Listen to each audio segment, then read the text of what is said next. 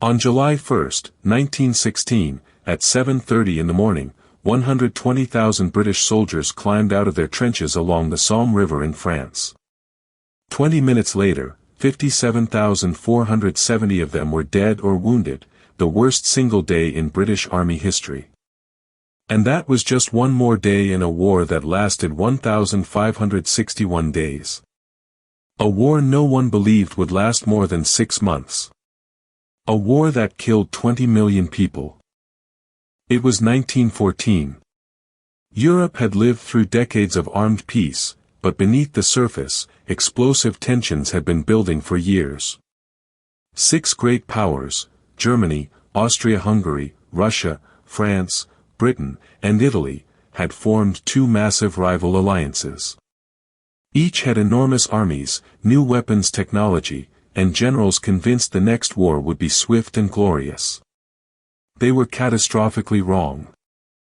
The roots of the war ran deep, decades of imperial rivalry. Unified in 1871, Germany wanted its place in the Sun, colonies, a powerful navy, respect. The Balkans, controlled by a declining Austro-Hungarian empire, were a powder keg of ethnic nationalism. Serbia wanted to unite the South Slavs. Russia backed them. Austria feared them. All that was needed was a single spark. The spark came on June 28, 1914, in Sarajevo. Archduke Franz Ferdinand, heir to the Austro-Hungarian throne, was shot by 19-year-old Gavrilo Princip. A single bullet to the neck. His wife Sophie died beside him. Within weeks the alliance system collapsed like dominoes. Austria declared war on Serbia, Russia mobilized, Germany declared war on Russia and France. On August 4, Britain entered the war. Germany had a plan: crush France in 6 weeks from the west, then turn and destroy Russia in the east, the Schlieffen Plan. It half-worked. The Germans swept through Belgium and came within 50 kilometers of Paris. But at the Battle of the Marne in September 1914, the French and British stopped the advance. Both sides began digging trenches. What was meant to be a quick war became a 4-year nightmare. There was no single hero in this war, only millions of victims. The typical soldier was 20 years old, came from a farm or factory, and was recruited with promises of adventure and glory. In reality he lived in trenches 2 meters deep, infested with rats and lice, sleeping in mud, eating cold rations, and waiting to die. Life expectancy in an infantry assault was measured in hours. Many were sent to the front without adequate training. On one side, the Triple Entente, France, Britain, Russia, later joined by Italy in 1915 and the United States in 1917. On the other, the Central Powers, Germany, Austria-Hungary, the Ottoman Empire, and Bulgaria. The British Empire brought soldiers from India, Australia, Canada, New Zealand, and Africa. This was truly a world war. Fighting raged in Africa, the Middle East, the Pacific, on the oceans, and across Europe. The turning point came with chemical warfare. On April 22, 1915, at the Second Battle of Ypres, the Germans released 168 tons of chlorine gas over Allied trenches. Soldiers saw a yellow-green cloud approaching. They had no idea what it was. Thousands died choking within minutes, their lungs destroyed. Then came phosgene and mustard gas, which caused blindness and burned flesh from within. War had crossed a line it should never have crossed. The peak of horror was the Battle of Verdun, from February to December 1916. German General Falkenhayn planned to bleed France white at a single point. For 303 days, 40 million shells were fired across a 20-kilometer area.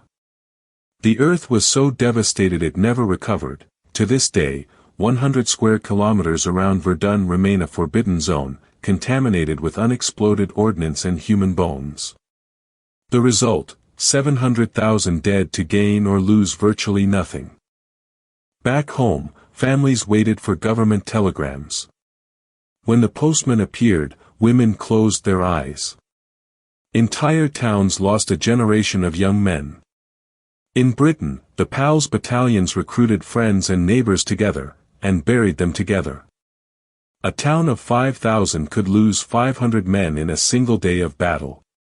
European society would never psychologically recover from that collective trauma. By 1917, the war had reached its breaking point. Russia fell into revolution and left the conflict in March 1918. But the United States entered in April 1917, bringing 2 million fresh soldiers. The Germans launched a desperate offensive in March 1918, advancing 65 kilometers in days. The momentum collapsed. In August, the Allies counterattacked. In October, Austria-Hungary crumbled. On November 9, Kaiser Wilhelm II abdicated. The numbers are hard to absorb: 10 million military dead, another 10 million civilians, 21 million wounded, 7.7 million prisoners of war. But numbers hide stories. British poet Wilfred Owen wrote about the beauty and horror of the trenches, and died 1 week before the armistice. Corporal Adolf Hitler survived, earned the Iron Cross, and carried his obsessions into politics. History would take a dark turn. On June 28, 1919, exactly 5 years after Franz Ferdinand's assassination, the Treaty of Versailles was signed.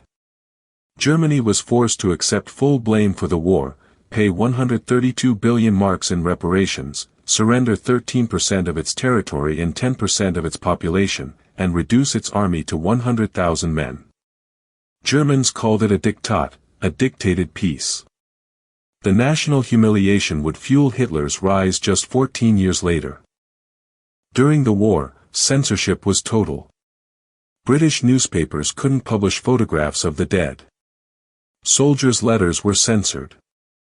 Government spoke of casualties and strategic advances while men died by the thousands for meters of mud. Propaganda portrayed the war as noble adventure. Only when survivors returned, mutilated, suffering shell shock that medicine barely knew how to name, did the truth begin to seep into public consciousness. At 11 o'clock on the 11th day of the 11th month of 1918, the guns fell silent. Soldiers on both sides climbed out of their trenches, looked at each other, and some wept. Others stood in silence. The date became Armistice Day, now Veterans Day and Remembrance Day across the English-speaking world. In France, the unknown soldier was buried beneath the Arc de Triomphe in 1920, representing the millions who died nameless. World War I redrew the global map. 4 empires vanished. New countries emerged from nothing: Poland, Czechoslovakia, Yugoslavia. The collapse of the Ottoman Empire created the artificial borders of the Middle East, straight lines that ignored tribes, religions, and cultures, generating conflicts that persist to this day in Iraq, Syria, and Lebanon. The war also accelerated women's suffrage, the end of colonialism, and the beginning of the American century. The echoes of World War I are everywhere. The Israeli-Palestinian conflict has direct roots in the contradictory promises Britain made during the war.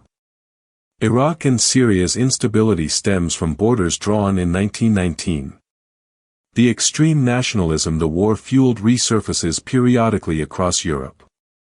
And the idea that modern wars will be quick and decisive continues to be repeated, and disproven, in 21st-century conflicts. World War I was called the war to end all wars. 21 years later, World War II began. Poet Wilfred Owen wrote that it was sweet and honorable to die for one's country, and called it the old lie. 10 million soldiers died believing that lie. If you enjoyed this video, like it and subscribe to the channel so you don't miss the next stories.